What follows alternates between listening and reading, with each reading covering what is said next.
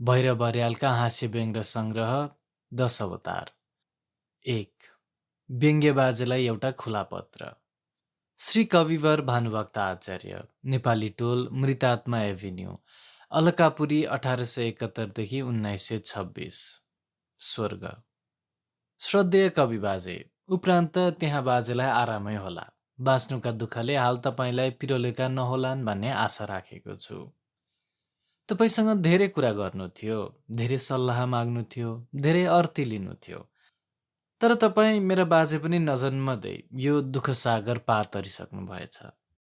रामगीता लेखे बापत स्वर्गै पुग्नु होला र अलकापुरी खुब मनपर्ने हुनाले सोही सहरमा डेरा लिनुभयो होला भन्ने अड्कलले चेकअपको बाँकाले आफ्नो बाजेलाई लेखे झैँ बाजे म पनि तपाईँलाई चिठी लेख्न थालेको छु। बाजे भनी सम्बोधन गरे बापत यसले हियायो भन्ने नठान्नु होला। यहाँ बाहुनलाई शङ्ख घण्टाको बाजा बजाउन छाडे पनि बाजे भन्न छाडिएको छैन। गुरुज्यू बाजे, मन्त्री बाजे, सरदार बाजे, सम्पादक बाजे, ड्राइभर बाजे इत्यादिको कुरै छोडिदिनुहोस्। कुनै बाहुनले पसल थापेको छ भने उसलाई साहु बाजे र कसैले भट्टी थापेको छ भने भट्टीवाल बाजे भन्न पनि यहाँ हिचकिचाउनु पर्दैन। त्यसैले बाबु बाजेदेखि खाइपाई आएको सम्मान तपाईँको किन काटिदिउँ? काठमाडौँको डेरामा कहिलेकाहीँ खसीको भनी झुक्किएर तपाईँले राँगाको या बनेलको भित्र्यास खानुभएको थियो कि भन्ने उपशङ्कामा तपाईँलाई म कसरी बाजे भन्नै छाडिदिउँ। तर कवि बाजे, मैले यो ठट्टा गरेको मात्रै हो, कारण तपाईँ ठट्यौला व्यक्ति हुनुहुन्थ्यो। व्यङ्ग्य विनोद निकै मन पराउनुहुन्थ्यो। तपाईँले तारापतिसित बन्दुकको बारे ठट्टा गरेको, जलमा प्रदर्शित उडुस उपियाँको नाचगानबारे विनोद गरेको कहिले नबिर्सिने गरी मैले पनि पढेको छु। होच्याउने नै नियत हुँदो हो त कवि बाजे मात्रै होइन, कवि काठा पनि भनिदिन्थे। तर सत्य होइन। अब त बुझ्नुभयो होला, वास्तवमा मैले बाजे भन्नाको मतलब तपाईँ हाम्रा पक्का साहित्यिक बाजे हुनुहुन्छ, कवि बाजे हुनुहुन्छ। अझ यो पत्रमा मैले बाजे भनेको खास किनभने तपाईँ व्यङ्ग्य बाजे पनि हुनुहुन्छ। मेरा साख्य कुप्रबा शक्ति बल्लभ अर्यालले हास्य कदम्ब लेखेर तात्कालीन राजनीतिक सामाजिक स्थितिहरूमाथि जुन व्यङ्ग्य गरे त्यो पढ्न पाउनु भएको थियो कि थिएन कुन्नी?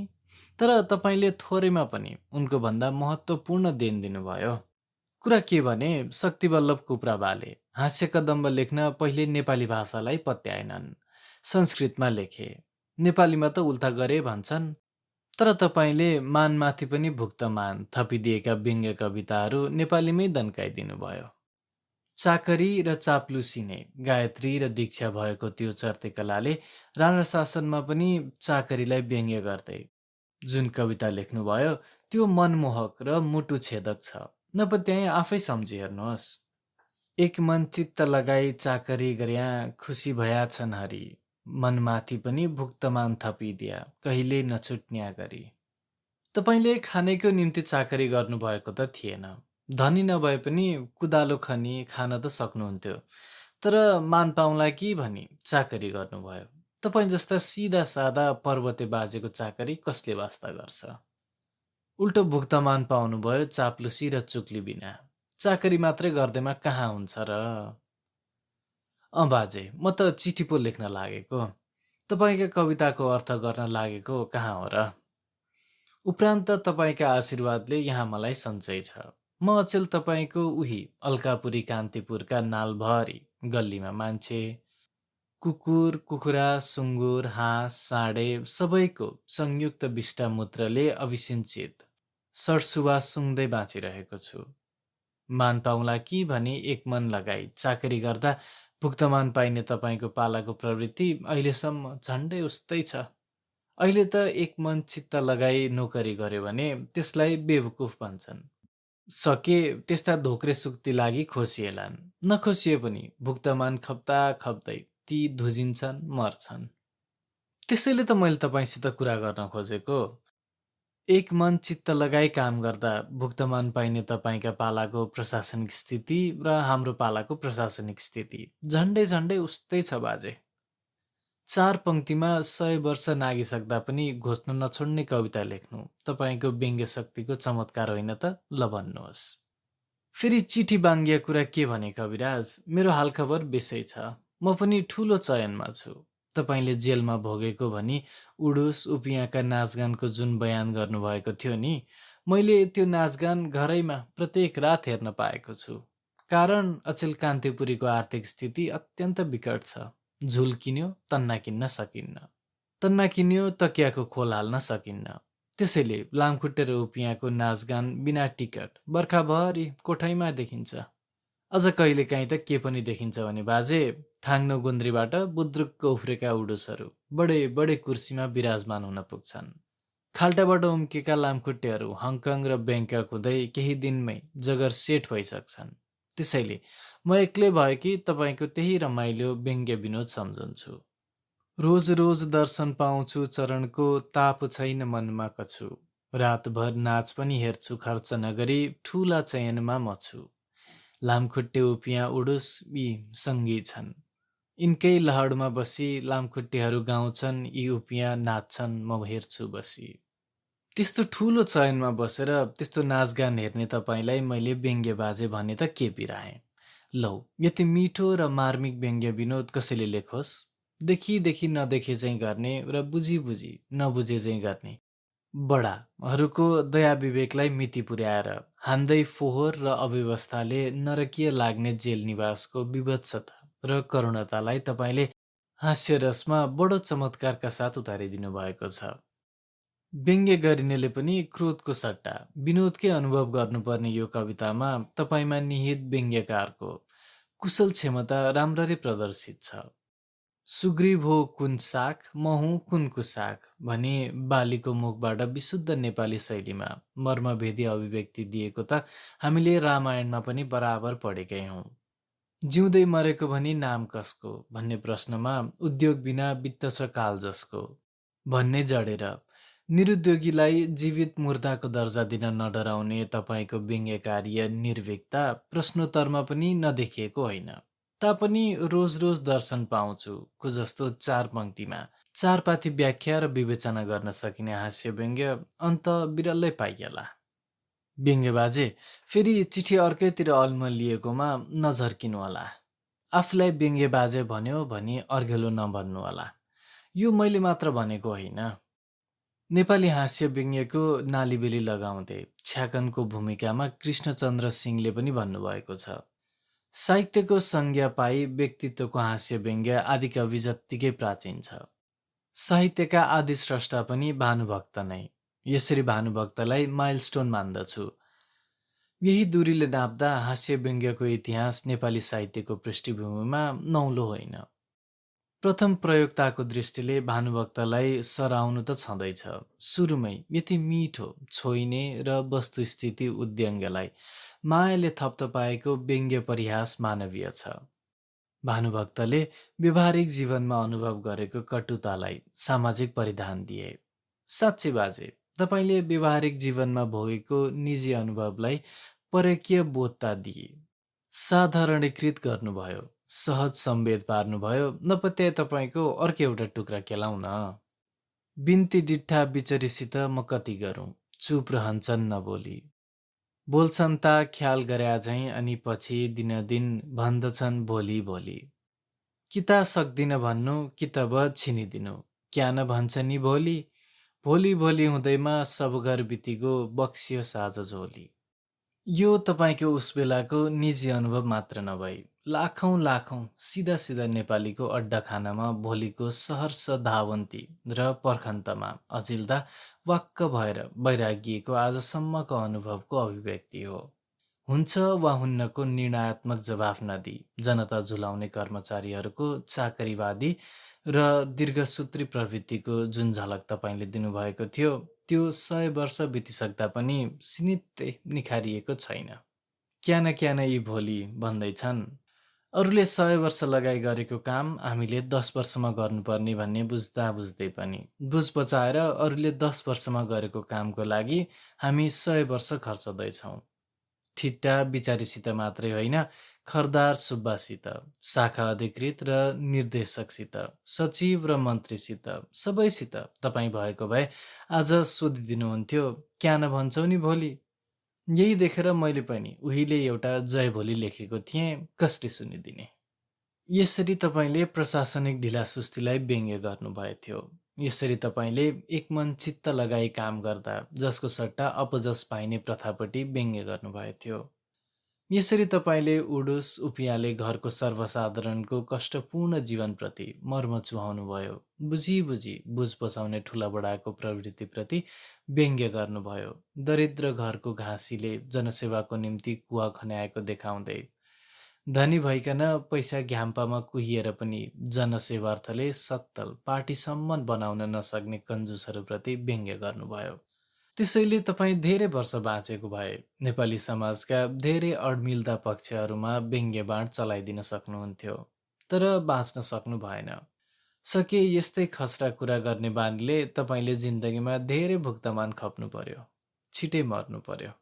जे होस् भानुभक्त बाजे, तपाईँले लगाइदिएको हास्य व्यङ्ग्यको डोरेटो क्रमशः अलि फराकिँदै गएको छ भन्ने समाचार मात्र तपाईँलाई सुनाउन पाएकोमा पनि मलाई आज 3 मुरी भात खाए जस्तो खुसी लागेको छ। धेरै गन्थन गरियो।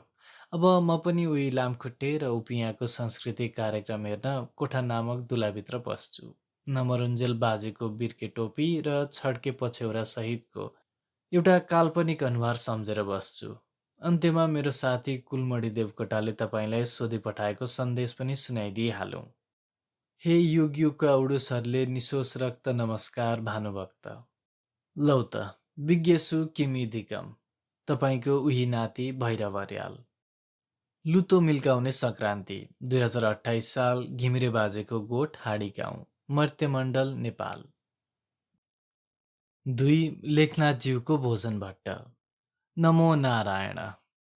भोजन भट्ट न मेरा बाबुपट्टिका काका हुन् न आमापट्टिका मामा, तर पनि भट्टको नाम सुन्नासाथ झट्ट मलाई भनिदिउ जस्तो लाग्छ, नमो नारायण। यो आफन्तभाव उनको र आफ्नो नामको पहिलो अक्षर एउटै भएर मात्र उब्जेको होइन। न त उनलाई मिठो लाग्ने लड्डु पेडा बम्बैसन आफूलाई पनि झन मिठो लाग्ने हुनाले नै हो। वास्तवमा उनमा निहित विनोदप्रिय स्वभाव, निष्प्रिय भाव र मपाईको अभाव नै लड्डु पेडा बम्बैसन जस्ता स्वादिष्ट गुणहरू हुन्, जसको निम्ति म भोजन भट्टलाई मन पराउँछु, माया गर्छु र केही हदसम्म आदर पनि। सम्झेर ल्याउँदा भोजन भट्टसित मेरो चिनापर्ची अहिलेको होइन। आफू भुरै छँदा बाबुले सुनाएका र पढ्न दिएका पुस्तकमा एउटा लेखनाथजीको लक्ष्मीपूजा पनि थियो। यही हेर्दा हेर्दै एक दिन बेलुका हरिहरिको लेग्रो तान्दै मेरो अगाडि उभिन आइपुगे भोजन भट्ट।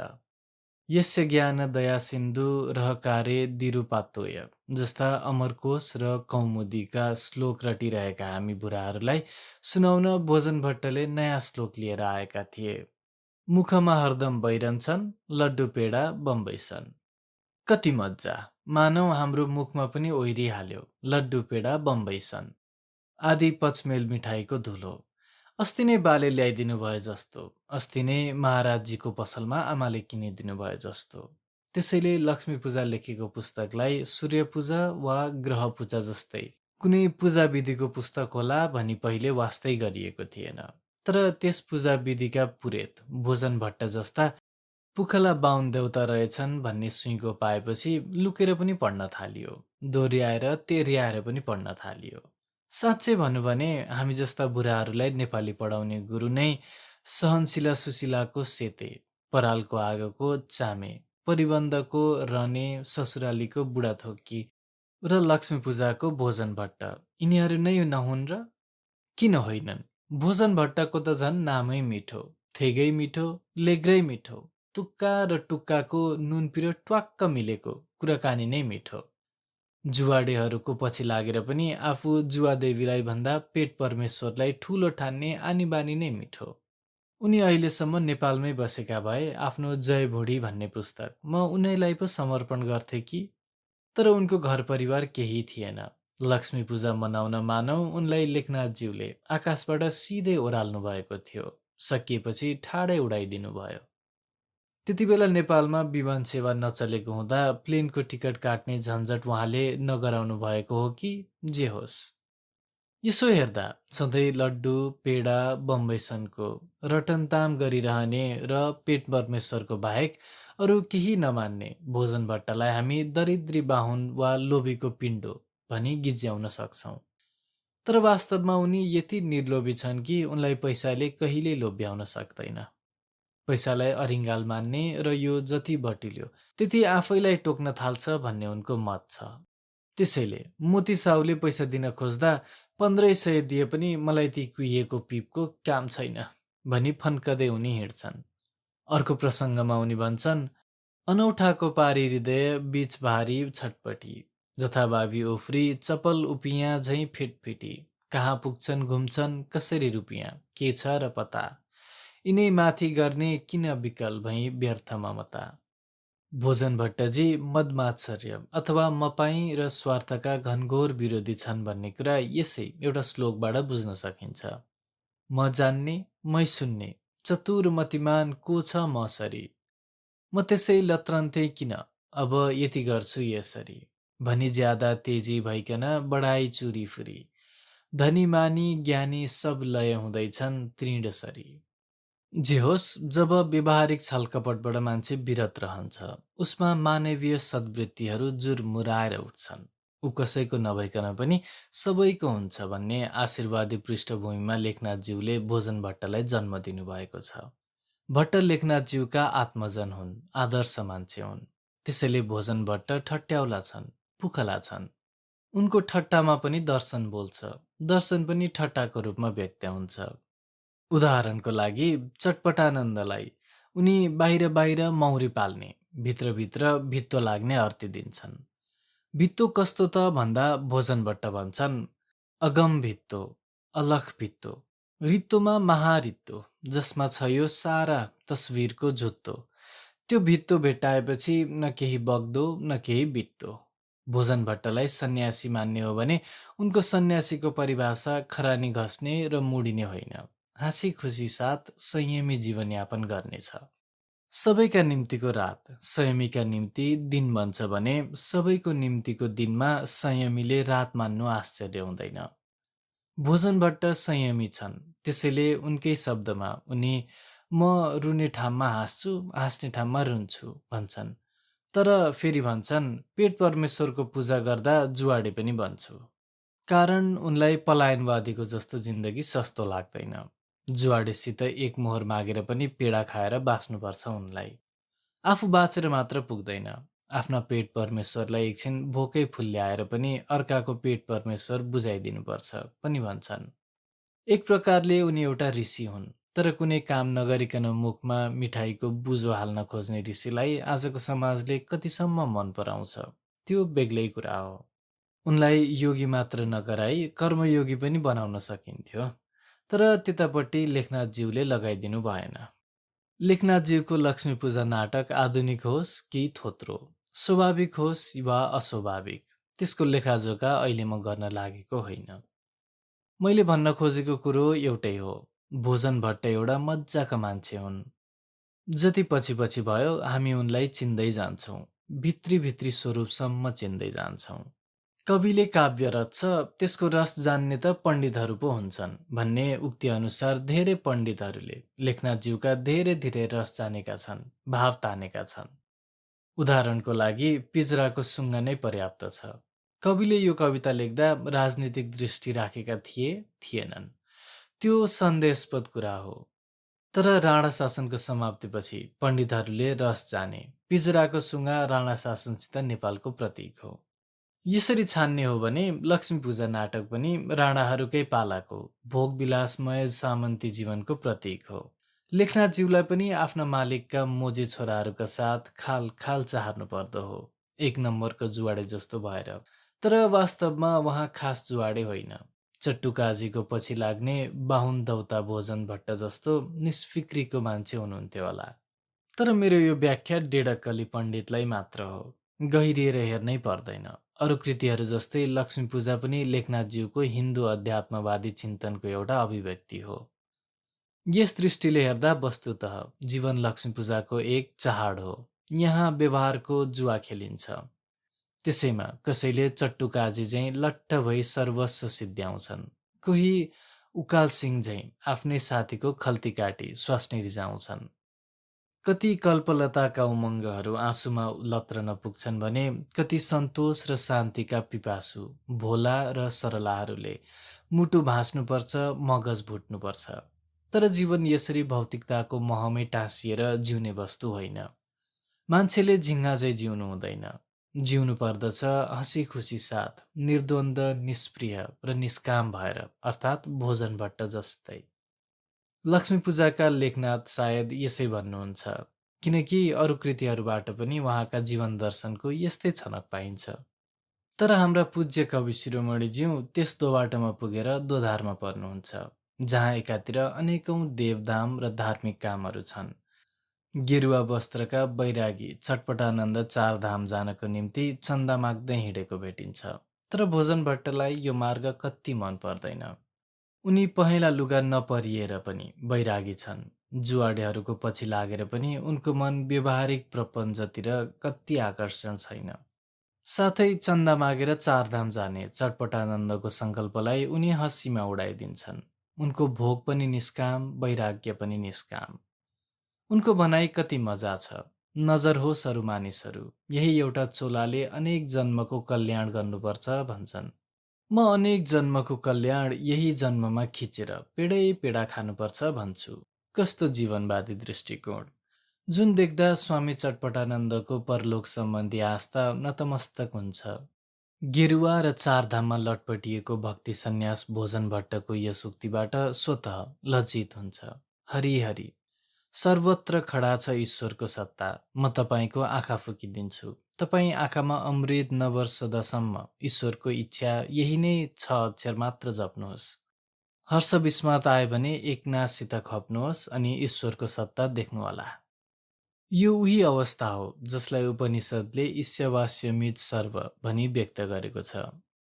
यसैमा चटपटानन्दको रूपमा परत्रको लागि भक्ति सन्यास लिने इच्छा भोजन भट्टको निर्लिप्त जीवनवादी यो मार्गमा आत्मसमर्पण गर्छ। यो महसुस गर्दै जगतमा सन्यास व्रत विषयको तत्त्व नबुझी, रुखा दिगदारीका लहरकन वैराग्य समझी, जथाभावी अन्धा अबुझ मुडिका योग पथक, घट्यो भक्ति श्रद्धा सब, उदय भो तुच्छ मतको।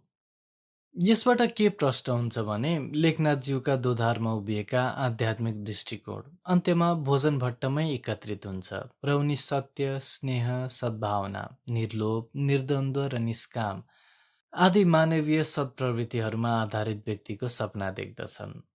अनि मैथिली शरण गुप्तको बनेङ्गे दक्षिण उत्तर एक, उरोका जब हो उर्से मेल भन्ने उक्ति झैँ भोजन भट्ट भन्न थाल्छन्, जोडु मनमा मनको तार, झन नपारौँ सत्य विचार। अथवा जोडु मनमा मनको तार, मन मन मारौँ लोभ अपार। त्यसैले त म ताक्छु मुडो, बन्चरो ताक्छ घुँडो भने चाहिँ लेखनाथज्यूले विदूषकको पाठ खेल्न निम्ति आएका भोजन भट्टले उनका सबै आध्यात्मिक आन्द्राभुँडी सोहोरेर नायक झैँ बोलिदिएका छन्, नायक झैँ खेलिदिएका छन्।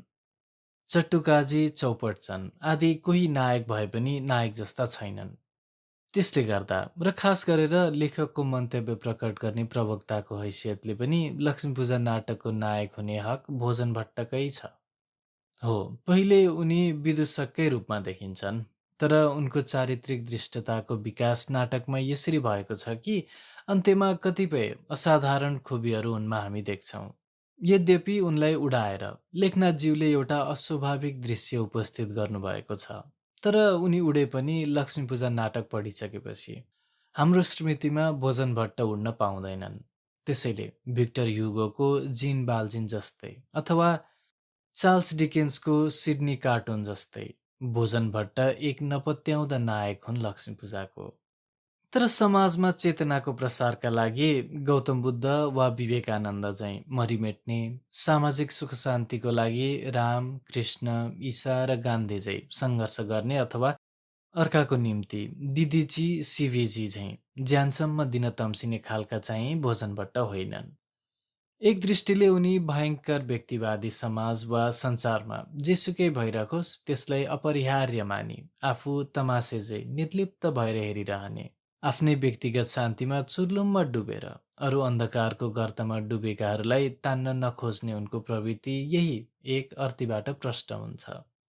कुनै चाहे नङ्गा भई फकत दङ्गा गरिरहन्, कुनै चाहे चङ्गा भई गगन गङ्गा बीच बहुन्, अँध्यारा स्वप्नका सुख दुःख खुसी भई सहनुहोस्, सबैभन्दा भिन्न भई फगत हाँसिरहनुहोस्। ब्रह्म सत्य जीवन मिथ्याको पृष्ठभूमिमा निर्लिप्ततालाई सीमित राख्ने यस समाज परामुखी प्रवृत्तिले भने भोजन भट्टलाई आधुनिक युगको नायक मान्न सकिँदैन। तर भोजन भट्ट योगी पनि होइनन्, सन्यासी पनि होइनन्। फेरि योगी पनि हुन्, सन्यासी पनि हुन्, महात्मा पनि हुन्, सर्वसाधारण पनि हुन्। त्यसैले सबैको समिष्ट स्वरूप एक अनौठो मान्छे हुन्, अवधूत हुन्। सायद भोजन भट्टको अवधूत चरित्र निर्माण गर्न लेखनाथज्यू यो संस्कृत पद्यबाट प्रभावित हुनुभएको होला भन्ने मलाई लाग्दछ। मौने मौनी गुडिनी गुडवान पण्डिते पण्डितश्च मूर्खे मूर्खो युवतिषु युवा भोगिनी प्राप्त भोग दुखे दुखी सुखिनी सुखवान बाग्मिनी प्रौढ बाग्मी धन्य कोपी विचरति जय यो वधूते वधूत। तर भोजन भट्ट पूर्ण अवधूत पनि हुन सकेनन्।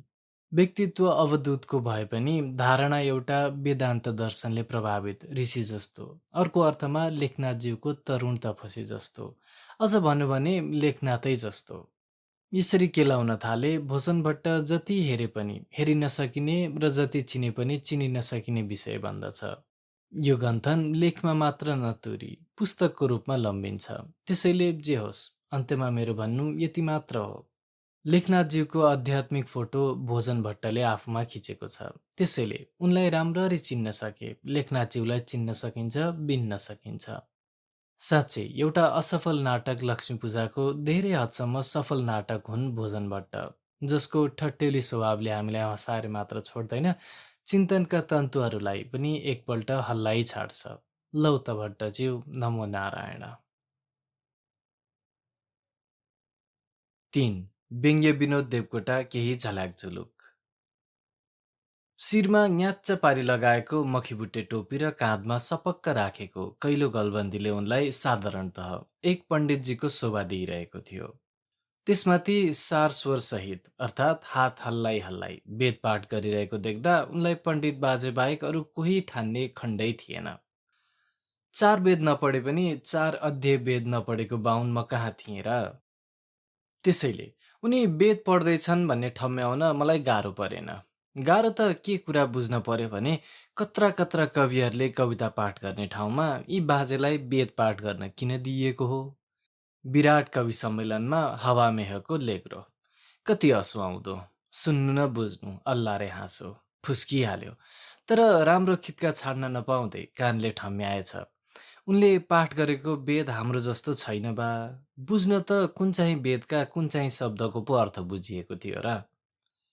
तर पनि सुनाइ र घोकाइको अभ्यासले केही शब्दको चिनारी कसो थिएन भनौँ। तर उनले पढेको वेदमा न हरिओं थियो न हवा महे। हामी ससाना ठेट्नै ठेट्ना थियौँ, जिल्ल परेर सुनिरह्यौँ। केही बेरपछि बुझ्यो उनले पढेको वेद संस्कृतमा होइन अङ्ग्रेजीमा थियो, सार र स्वर मात्र हाम्रो जस्तो। तर मखीबुट्टे टोपी ढल्काएर अङ्ग्रेजी वेद भट्याउने यी महापण्डित को हुन्? प्रश्न धेरै बेर प्रश्न रहेन।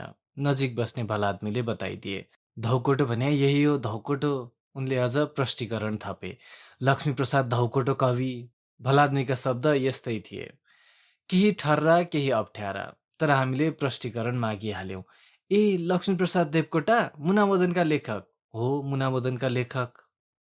तर मलाई पत्याउन धौ धौ पर्यो, किनभने लक्ष्मीप्रसाद देवकोटालाई एकपटक मैले खरीको बोटमुनि छात्र सङ्घको उद्घाटन भाषण दिन लागेको देखिसकेको थिएँ। कालो शेरमानी, सेतो डौडा सुरुवाल, ठुलो निधार, मुन्द्रे कपाल। उनी यीभन्दा अलि अग्लै पनि थिए कि? मनमा एउटा वाद विवाद चलिरह्यो। ती कालो शेरमानी लगाउने लक्ष्मीप्रसाद हुन् कि यी खैरो कोट लगाउने लक्ष्मीप्रसाद हुन्? यत्तिकैमा आग्ला वेदको पाठ सिद्ध्याएर उनी माइक नजिकैको सभापतिको मेचमा थचक्क बसे। उद्घोषकले आएर सुनाए, अहिले सुन्दै हुनुहुन्थ्यो महाकवि लक्ष्मीप्रसाद देवकोटाबाट वैदिक छन्दमा लेखिएको एउटा अङ्ग्रेजी कविता। म छर्लङ्ग भएँ। कालो शेरमानी सल्ल बगेर खैरो कोटमा आत्मसात भयो। पहिले देखेको र अहिले देखेको देवकोटा एउटै रहेछन्। प्रोफेसर देवकोटा र पण्डित बाजे देवकोटा एउटै रहेछन्। जेन्टलम्यान देवकोटा र मखीबुट्टे देवकोटा एउटै रहेछन्। कुञ्जिनीका झ्याउरे देवकोटा र सुलोचनाका नवलय हन्त्री देवकोटा एउटै रहेछन्। पागलका बौलाहा देवकोटा र मार्गका महात्मा देवकोटा एउटै रहेछन्। दाल भात डुकुका महादरिद्र र गरिबका अद्वितीय धनी देवकोटा एउटै रहेछन् अनि एउटै रहेछन्। महाकवि देवकोटा र आधुनिक निबन्धकार देवकोटा, सौन्दर्यका पुजारी देवकोटा र व्यङ्ग्य विनोदका चमत्कारी देवकोटा। यो थियो सन् 2008 सालतिर जय बागेश्वरीमा आयोजित विराट कवि सम्मेलनको एक हँसिलो संस्मरण। त्यसपछि 2008देखि 2016सम्मको अवधिमा मैले देवकोटालाई धेरै पटक देखेँ।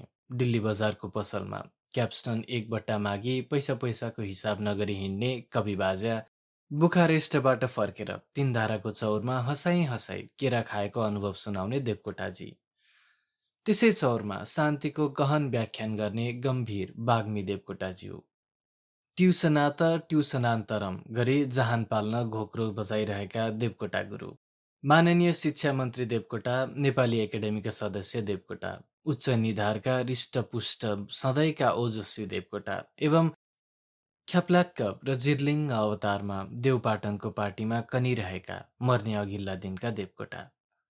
तर जे जति पटक देखे पनि आफूलाई रमाइला उनै लाग्थे। मखीबुट्टे टोपी र खैरो गलबन्दीका भण्डारखालमा अङ्ग्रेजी बेच सुनाउने लक्ष्मीप्रसाद र असङ्ख्य श्रोतालाई ध्यानकृष्ट पार्दै नक्सालमा पागल कविता पाठ गर्ने देवकोटा। त्यसैले त देवकोटाको साहित्य सागरमा अरू सबै छोडी मलाई पहिलो तुलबुली लागेको छ व्यङ्ग्य विनोदकै माछा समाउन।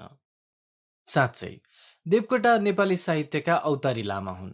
उनी कहिले ढ्याङ्ग्रो ठटाउँदै भोटे सेलो गाउँछन्, कहिले सारङ्गी रेट्दै गाइने गीत, कहिले स्वयं पागल हो भन्दछन्, कहिले गाउँछन् हुरीको गीत।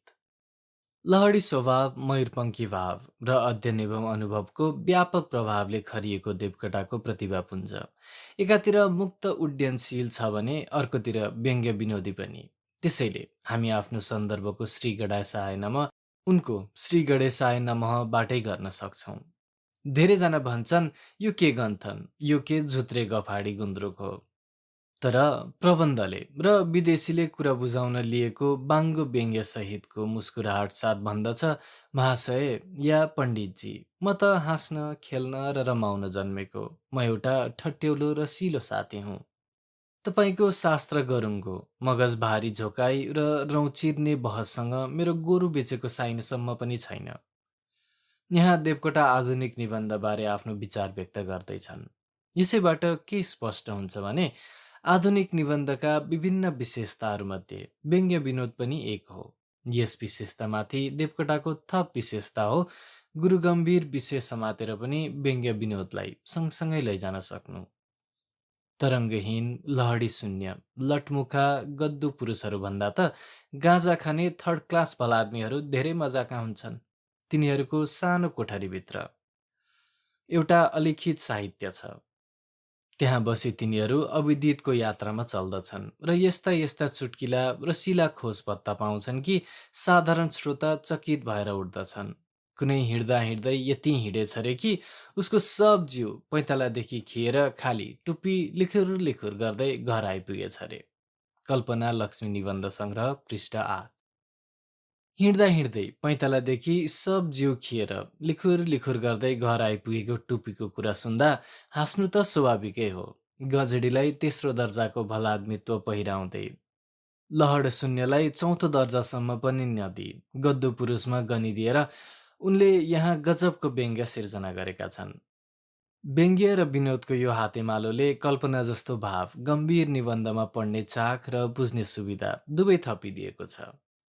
यस्तै अर्को एक टुक्रा हेरौँ। मनै 3 मासाको छैन, 3 तोलाको अलङ्कार के भर्नु। मै जस्तो छु, अरू जस्तो छैन। मैले आफ्नो व्यक्तित्व प्रदर्शन गर्न खुर्सानीको माला लगाउनु पर्दैन। यसमा अलङ्कारपन्थी, अनुकरणशील र टाइफुई साहित्यकारहरूको बानीप्रति केही कटु प्रहार छ। 3 मासा र खुर्सानीको माला जस्तो प्रतीकले त्यस कटुमा विनोदको मधु पनि थपेको छ।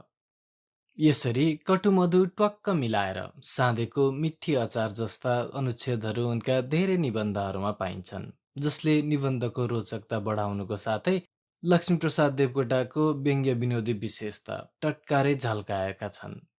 यिनका अतिरिक्त धूम्रपानसहित क्षमा याचना, कविराजको च्याङ्ग्रे खच्चर जस्ता केही पुरै हास्य व्यङ्ग्यात्मक निबन्धहरू पनि पत्रिका र पुस्तकका पत्रतिर यत्रतत्र भेटिन्छन्। धूम्रपानको समर्थनमा उनको विनोदी बसिलाले ताछतुछ पारेर तेर्स्याएका तर्कहरूमध्ये एउटा यो पनि छ। सर्प जस्ता विषालु किराहरूलाई धुवाँ देखाएर धपाइन्छ, कारण उनीहरू धुवाँदेखि डराउँछन्। त्यसैले धूम्रपानदेखि डराउने मान्छे सर्प जस्तै डरलाग्दा हुन्छन्। कविराजको च्याङ्ग्रे खच्चरबाट एक टुक्रा पढिहालौँ। शङ्कर साँडेमा चढेर कसले निन्दा गर्न सक्यो? गणेशजी मुसामा चढेर साना भएनन्? सरस्वती हाँसमा चढेर पनि संसारको पूजा पाउँदैछन् भने हाम्रा कविराज बाजेलाई च्याङ्ग्रे खच्चरमा चढ्दैमा नचिन्ने र ढोग्न नआउने को होला? फेरि पहाड चढ्दैमा मान्छे ठुलो हुन्न, नत्र लेकका मान्छेहरू सर्वोच्च सम्झिनु पर्ने हो।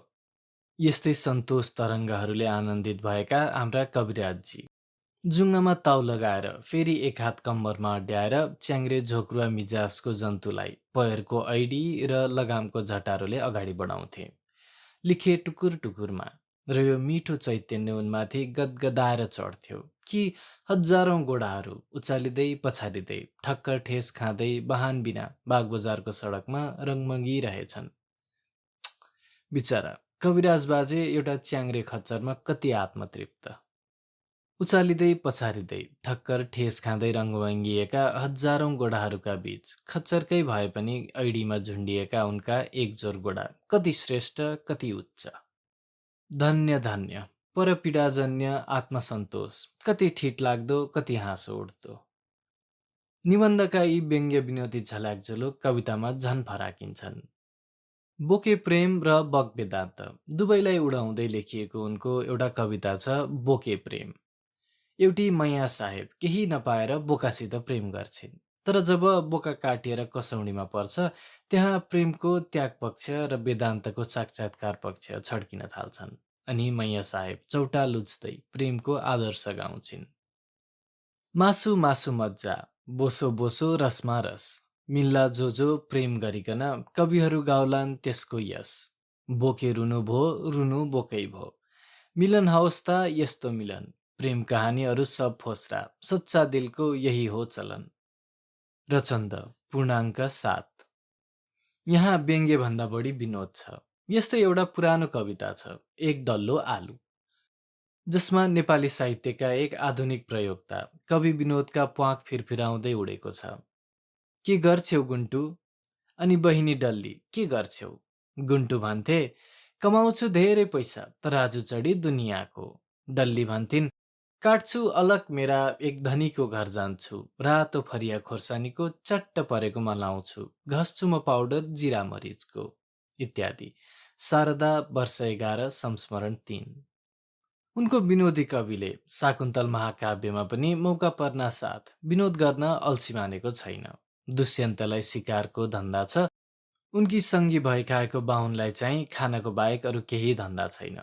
उसको खन्चुरोपन, डरछेरुवापन आदिको हाँसउठ्दो चित्रण शाकुन्तलको 11औं सर्गमा पाइन्छ। अझ हाँसो उठ्दो प्रसङ्ग त भेटिन्छ 15औं सर्गमा, जब उही खन्चुरो बाजे आफ्नै प्रियतमाको वियोगमा छटपटाउन थाल्छ। राजाले खोर्याउँदा खोर्याउँदा बल्ल बल्ल प्रेमी बाजे आफ्नी प्रेमिकाको हुलिया दिन्छ। हाँडी नाम मुसोमयी मृदुमुखी ती पुष्प भण्डार हुन्, हाँ हाँडी मृदु यौवनी कुसुमकी भण्डार प्यारी तिमी। हाँडीको वियोगमा छटपटाएको निज मकै चोर बाजेलाई सान्त्वना दिँदै राजा भन्छन्, धन्दा छैन मिलाइदिन्छु सहजै, गाला रङ्गाइकन गाला जोर्ने लगाउनेछु दिलकी त्यस्ती उज्यालीसँग। यस्तै सुलोचना महाकाव्य शत्रुमर्दनको जङ्गी स्वभाव चित्रण गर्दै उनको गाली र गर्जनमा स्वाभाविकता भरेर देवकोटा हँसाउँछन्। त काठो कन्दने को होस्, कात्तिके म अगाडिको जवाफ लगाउने ठुलो, टपरेश्वर श्राद्धको। 3। त्यसैले विनोदकै उद्देश्यले मात्र लेखिएको कविता सङ्ग्रह मनोरञ्जन एकपल्ट पल्टाउनु यहाँ बढी सान्दर्भिक होला। यहाँ हाँस्नलाई छ अल्पावकाश, लि हात मौका खुला पेट हाँस भनी उनी थालनीमै जीवनमा हास्यको औचित्य र आवश्यकता साँच्चै चित्तबुझ्दो रूपमा बताउँछन्। दुखी यो रुझेको जगतमा मलिन छ छाया झुकेकी मुहारै छ दिन, यहाँ थप्नु के आँसु छाया खरानी। उज्यालो छरी चम्क चम्काई नानी। मनोरञ्जन पृष्ठ 2। मनोरञ्जनमा व्यङ्ग्यको भन्दा विनोदको मात्रा बढी छ भन्ने उनको भूमिकाको यसै वाक्यले प्रष्ट गर्छ। हास्यरस यसमा प्रधान छ। करुण रसी मुनामदन, श्रृङ्गार रसी शाकुन्तल एवं वीर रसी महाराणा प्रतापका कवि देवकोटाले हास्यरसलाई कहिल्यै हेय ठानेनन्। उनको अनुभवमा हास्यरसमा पनि सत्यको उद्घाटन हुँदो रहेछ। यस प्रसङ्गमा उनको हास्यरस शीर्षक निबन्धको सम्झना हुन्छ। तर यहाँ हास्यरसबारे सैद्धान्तिक छलफलपट्टि नलागी मनोरञ्जनका निम्ति उनले निकालेका विचित्र माध्यमहरूको एक झलक लियौँ। अश्रुहाँस, व्यङ्ग्यचित्रहाँस, गिज्यौली ढोलकी, उत्ताउली, पानी हाँसो, वृत्ति छाया, छोई दिल्लगी इत्यादि। हास्य कविताका यी नवीन माध्यमहरूको नाम राख्ने र प्रयोग गर्ने पहिला कवि देवकोटा नै हुन् भन्नु अतियुक्ति होइन। व्यङ्ग्यचित्र खिच्ने उनको खुबी कविराजको च्याङ्रे खच्चरमा पनि देखिएकै हो। बकरा बाबामा झन् प्रष्ट हुन्छ। बाबा बोले लमसरकाती, चट्टाको स्वरमा झट्कादार। यस दुनियाँमा धर्म मिठाई, भक्ति मिठाई, लस्सादार। शब्द, शैली र भाव तिनै स्रोतबाट यहाँ व्यङ्ग्य बहेझैँ र हास्य चुहिएझैँ लाग्छ। आदती स्वभावको विरोधी चेतनाबाट हास्यरसको सिर्जना हुन्छ भनी उनले भनेझैँ नयाँ जमानामा उनी आधुनिक सभ्यताप्रति हाम्रो आदती स्वभावले गरेको विरोध अभिव्यक्त गर्दै हँसाउँछन्। नयाँ मेम छन् चट्ट काटेर बाल, धुवाँ फिरफिराई धुमेका कपाल, डटी ह्याट वेटलेर जाँगै खुलायो, अनौठो जमाना नयाँ आज आयो। नवाफी रवाफी कवाफी छ नेता, विलासी गिलासी सुवासी विजेता, प्रजातन्त्रको ढ्वाङ रित्तो करायो, अनौठो जमाना नयाँ आज आयो। यसरी एकातिर आधुनिकतालाई उडाउने देवकोटाज्यूले अर्कातिर कट्टरपन्थी सट पण्डितलाई पनि कम छ्यासेका छैनन्। त्यसैले मनोरञ्जनभित्रका कविता पढेर उनलाई कट्टर पुराणपन्थी वा आधुनिक रीति छाडा भनी किटिहाल्नु हुँदैन। मनोरञ्जनको त उद्देश्य नै मनोरञ्जनभित्र सीमित मान्नुपर्छ। यसले देवकोटाका विचारको प्रतिनिधित्व गर्दैन। उपहास र दिल्लगी पनि एक सीमासम्म हास्यका साधकै बन्छन् भने यिनको माध्यम उनी किन नसमातुन्। एउटा पहाडियाले राजधानी पस्दा पाएको विचित्र अनुभव भ्यागुर नारायण उपहास्यात्मक कविता हो। यहाँ पहाडिया केटो पाइला पाइलामा आफ्ना आदतहरूसित विरोध पाउँछ। सुहाग रातमा सजिएको बिछौनाभित्र पस्न नसकी खाटमुनि निदाउँछ। किनभने यसो पस्न खोज्छन् कतै छैन ढोका, घुमे चारतर्फै सबैतर्फ धोका, परे जिल्लती धेर नै बेर बोका, कहाँ सुत्नु होला सबैतर्फ रोक्का। भ्यागुर नारायण कथा हाँस उठ्दो, चरित्र र चित्र हाँस उठ्दा, शैली हाँस उठ्दो अनि दुई परम्परा नमिल्ने सभ्यताको अडबाङ्गी सम्मिलन। तब न उनले भने उपहास गिज्यौली। अर्को एउटा छौँ छोई दिल्लगी। यसलाई व्यक्तिगत आक्षेप भन्ने पनि होलान्, तर यो आक्षेप पाउनेहरूले पनि हाँस्नै पर्ने ढङ्गबाट प्रस्तुत छ। नपत्याए मनोरञ्जनमा प्रस्तुत केही वरिष्ठ नेपाली साहित्यकारहरूको शब्द कार्टुन पढ्न सक्नुहुन्छ। तिगडम उनको तिखरो कविता हो। यस संसारमा बोको नबन, भोको नबन, चोखो नबन, तीन विशेष यी वर्षित धोका, असलीमा हो सफल हुनु नै स्वर्गको ढोका। किन यो अभागी नागको टुप्पो तत्त्व अरूमा रगडम, जाउँ बनारस एक छ पारस, किल्ली त्यहाँ रे तिगडम, सब लठपारी सबतिर चार, आफू उतार खाँचो टार, विनाशीले यह संसारे, पारी मुरारे अब परिवार, विद्या कला सब अक्कड बक्कड, किल्ली केवल सुन्दर तिकड। मनोरञ्जन पृष्ठ 87। यसरी लाटाको तिर्सनादेखि यो युगलाई ढ्वाङ भनौँ कि भन्ने सम्मका थुप्रै कविताहरूमा कवि देवकोटाले आफ्नो कलमको मनोरञ्जक सिप राम्ररी देखाएका छन्। साथै जीवन र जगतका बाह्य र आन्तरिक विकृति, विरोधाभास र ढोङहरूलाई उडाएका छन्। हो, मनोरञ्जनमा गुलियो लड्डु बनाउँदा बनाउँदै कतै काँठे कसार झैँ ती काठिएका पनि छन्, कतै शब्दमा मात्र बाँचेका ढोलकी पनि। तैपनि भन्नुपर्छ मनोरञ्जनले देवकोटाको विनोदी वा हास्य कविको अवतार राम्ररी देखाएको छ।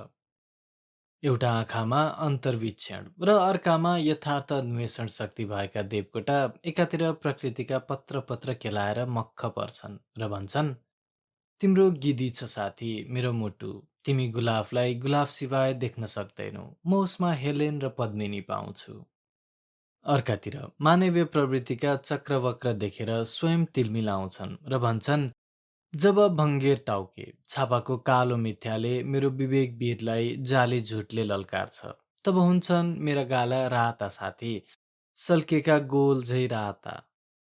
नभन्दै जब दुष्प्रवृत्ति र दुराग्रहहरूले मानवताको बाटो बिथोलेको उनको विवेक वीरले अनुभव गर्छ, उनी गाला राताम्य पार्दै पड्कन्छन्।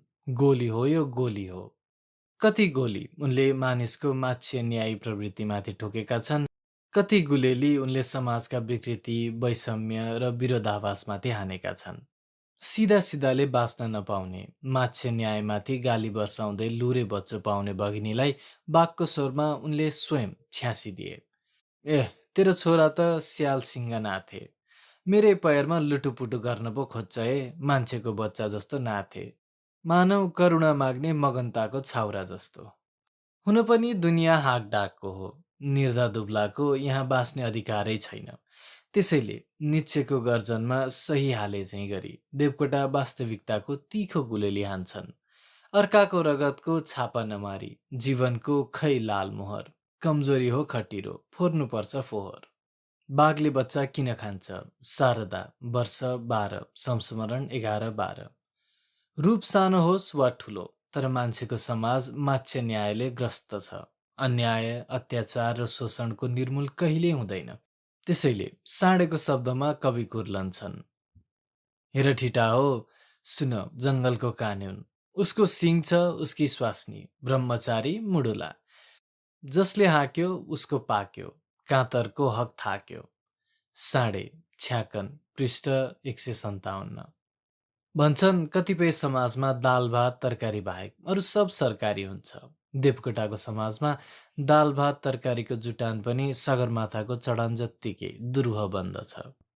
दक्षिण पूर्व एसिया भरका 90% दाल भात पीडितहरूका प्रति कवि देवकोटा मान्छेको अन्तिम आमा पनि दाल भात डुकुको अतृप्त धोको बाएको देख्छन् र भन्छन्, स्वर्गका हे अधिराज हाम्रा, छैनौ चाम्रा करुणा गर, पृथ्वीमा यो पाइएन स्वर्गमा होला भनेर अर्कोतर्फ धाइएन।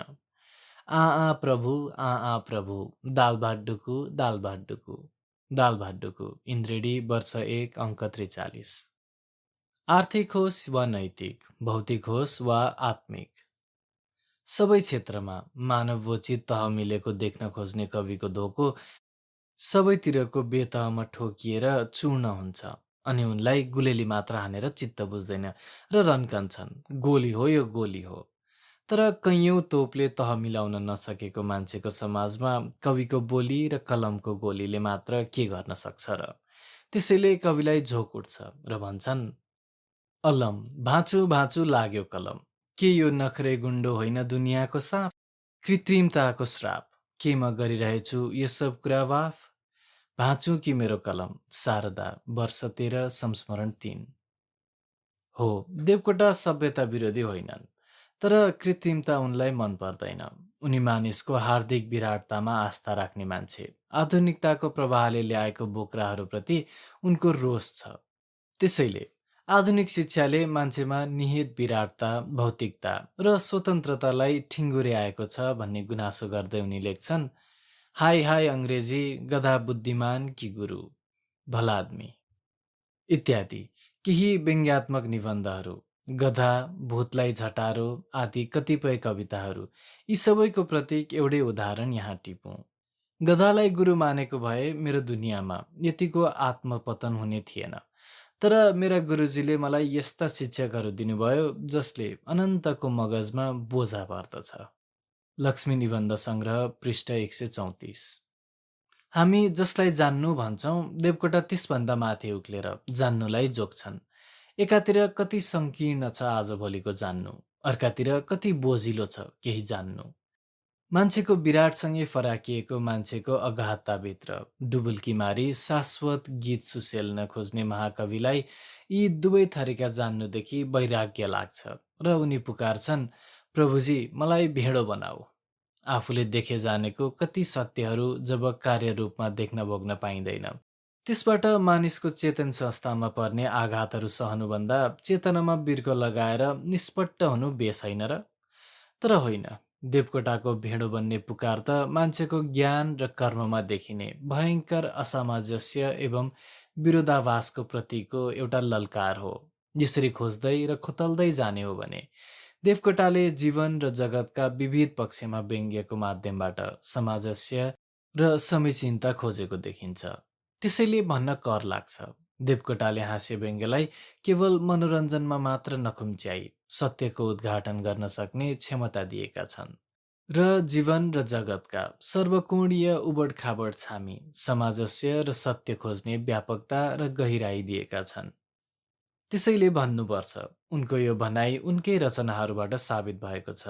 सुधारक चैतन्यले सामाजिक वास्तविकताहरूलाई उपहास बनाउँछ र हृदय स्पर्शसितसँग भावुक प्रेरणा लहराए त्यहाँ कविताको प्रशस्त मात्रा रहन सक्छ। यो उनले हास्यरसले कवितालाई तल ओह्राल्छ भन्ने समालोचकहरूको भनाइमा टिप्पणी गर्दै भनेका थिए। त्यसैले यो प्रसङ्गको अन्त पनि उनकै एक श्लोक टिपेर गरे कसो होला? हाँसो हो स्वस्थ मिठो हँसमुख दुनियाँ, रामका हुन् प्रजा रे। हाँसो हो आयु हाम्रो जिउनु हँसमुखा, मृत्यु हो म्लान्ता रे। आँसु हो काल वर्षा रतन लहर हुन्, मोतीका जिन्दगानी। हाँसो हो हंस हाम्रो, जब पतन भयो आँसुको जान्छ आस। नवरस पृष्ठ 169।